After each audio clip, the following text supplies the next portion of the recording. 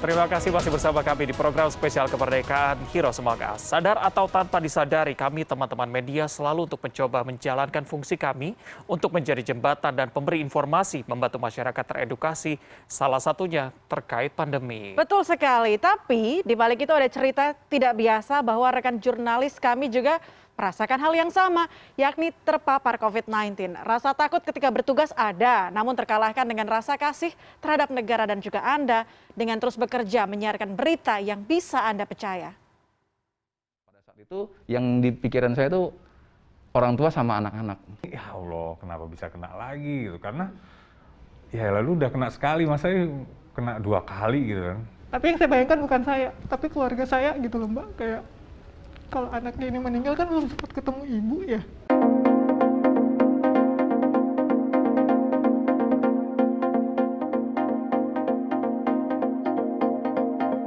Nama saya Warsan, profesi saya sebagai jurnalis hampir 14 tahun. Kalau dari pribadi saya, pekerjaan jurnalis itu sangat menantang ya.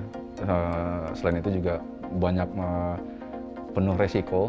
Misalkan nih terjadi bencana, orang pada ngungsi kita malah datang kayak gitu. Terus apalagi di pandemi kayak gini kita sering masuk ke zona merah, ke rumah-rumah sakit, ke tempat-tempat isolasi pasien COVID kayak gitu. Takut pasti takut. Cuman karena emang udah tuntutan profesi ya mau nggak mau harus dijalani dengan kita menerapkan prokes ketat, mengambil gambar dari kejauhan kayak gitu. Terus hal-hal yang sudah ditentukan aturan-aturan kantor mengenai aturan peliputan selama pandemi ini kita patuhi benar-benar, kita nggak boleh lengah. Pertama kali saya tahu positif, seingat saya itu pertengahan bulan Ramadan kemarin. Pada saat itu yang di pikiran saya itu orang tua sama anak-anak, sama istri kan di rumah. Mulai hari ketiga, hari keempat, mulai berasa tuh udah kangen banget karena udah lama, udah nggak ketemu anak, nggak bisa meluk anak gitu, nggak bisa bermain sama mereka. Itu mulai berasa di hari-hari keempat, kelima lah. Itu gejalanya batuk, pilek udah mulai muncul, tapi demam udah enggak. Nah itu paling ngakalinya ya selama isolasi ya video call kayak gitu. Terus saya kan isolasi di rumah tuh jaraknya nggak terlalu jauh dari rumah yang saya tinggali. Saya tinggal di rumah yang satunya. Nah, masih bisa ngeliat sih mereka main gitu, masih bisa walaupun dari kejauhan, tapi ngerasa, aduh gue pengen banget meluk, tapi di sisi lain nggak bisa, lu lagi ada virus gitu, lu nggak bisa deketin anak lu nggak bisa deketin orang tua lu. Ya mereka cuman say hello aja, dada-dada gitu-gitu lah.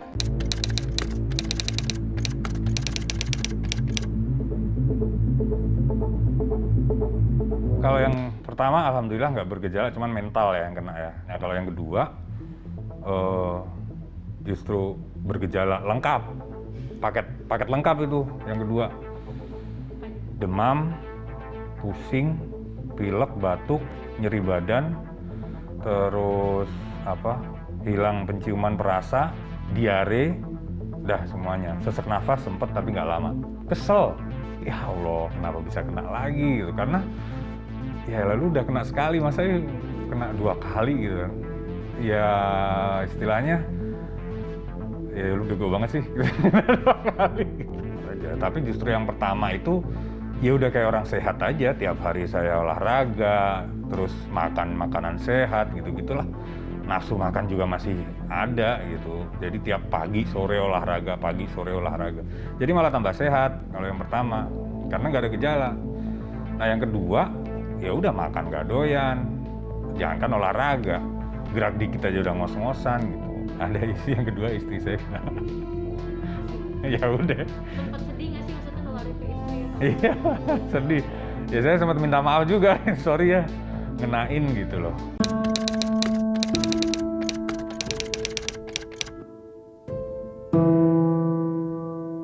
Orang tua saya di Semarang, jadi sejak saya jadi jurnalis, kerja di CNN itu selama 6 tahun ini sendirian di Jakarta gitu.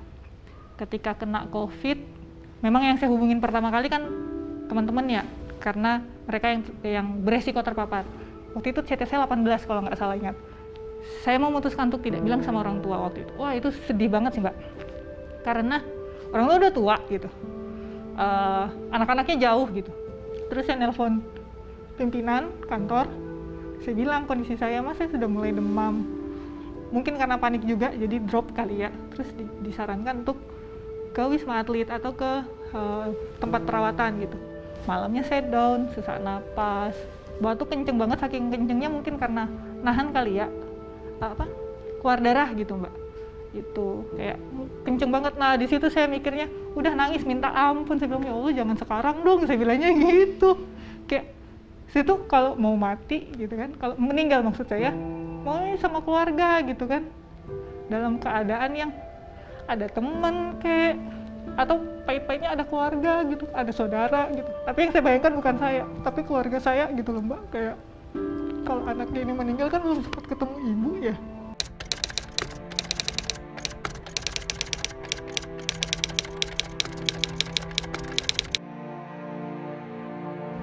Selain keluarga ya, hantaman besar ketika dengar teman kita meninggal. Karena terakhir live, kita tuh ejek-ejekan. Jadi live terakhir itu saya sama Rizky ternyata.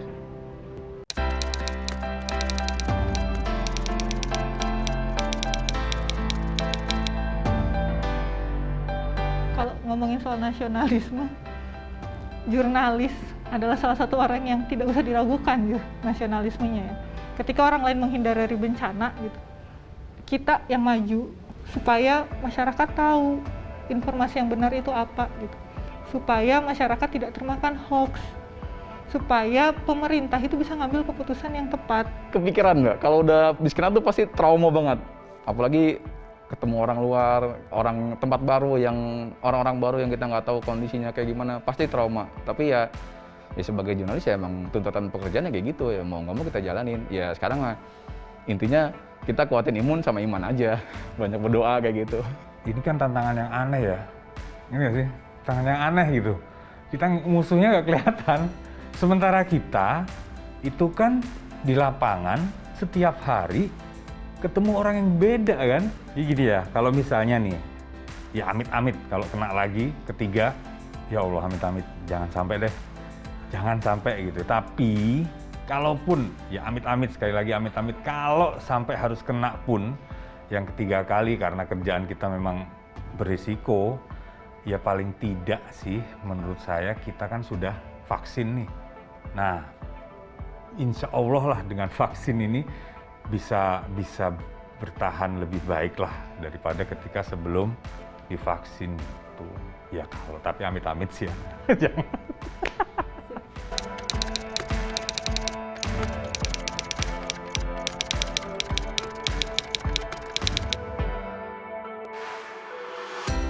Saya penyintas COVID-19. Saya penyintas COVID-19. Saya penyintas COVID. Dan saya penyintas COVID.